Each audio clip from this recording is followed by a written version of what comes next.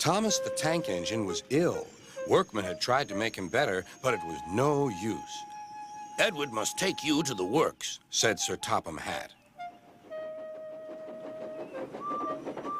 Thomas felt very miserable. Then Sir Topham Hatt spoke to Duck. "I want you to help Percy and Toby while Thomas is away." Duck was delighted. He already knew Percy and soon made friends with Toby and Bertie. Terence the tractor gave him a big welcome, too.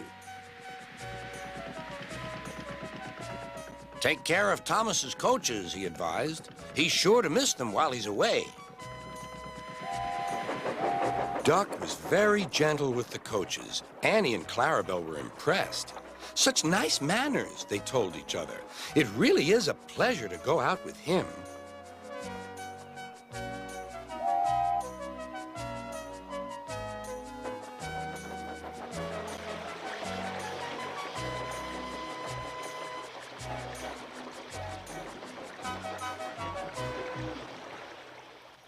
When Thomas came back, Annie and Clarabelle told him how well Duck had managed.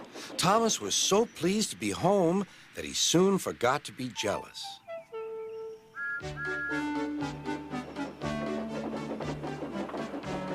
The works had left Thomas's handbrake very stiff. It made his brakes seem as if they were on, when in fact they were not.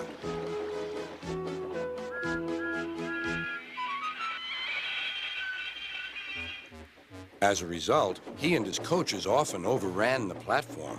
Thomas found this most embarrassing. Gradually, his driver and fireman learned to be extra careful. But one day, Thomas's fireman was ill, and a relief man took his place.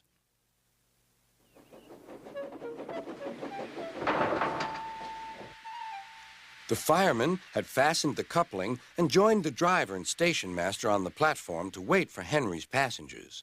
The fireman had forgotten all about Thomas's handbrake. Thomas simmered happily. Not long now, he thought, as he saw Henry slowly approaching. But Thomas's brakes were not on. And suddenly, he felt his wheels begin to move. He tried to stop, but he couldn't, without his driver and fireman. He tried to whistle a warning, but he couldn't do that either. The conductor, driver, fireman, and passengers were all stranded on the platform. "Stop, stop!" shrieked Annie and Clarabelle, but Thomas, with plenty of steam, kept on going. The alarm went down the line. "Stop the Runaway!" There, ready for action, was Harold the helicopter. The inspector had made a plan, and together they took off into the sky.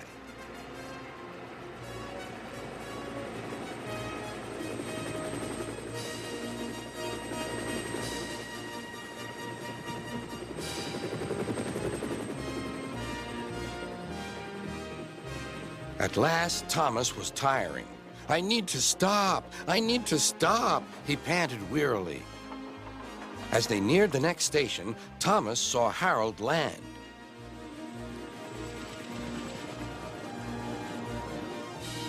They entered the platform slowly enough for the inspector to act. Judging his moment, the inspector scrambled into the cab and screwed the brakes on.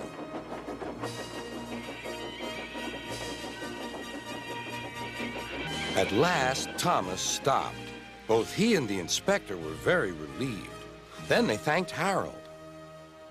"Think nothing of it. Glad to be of service, any time." "Thomas," remarked the inspector, "we must never let this happen again." Wearily, Thomas agreed with him.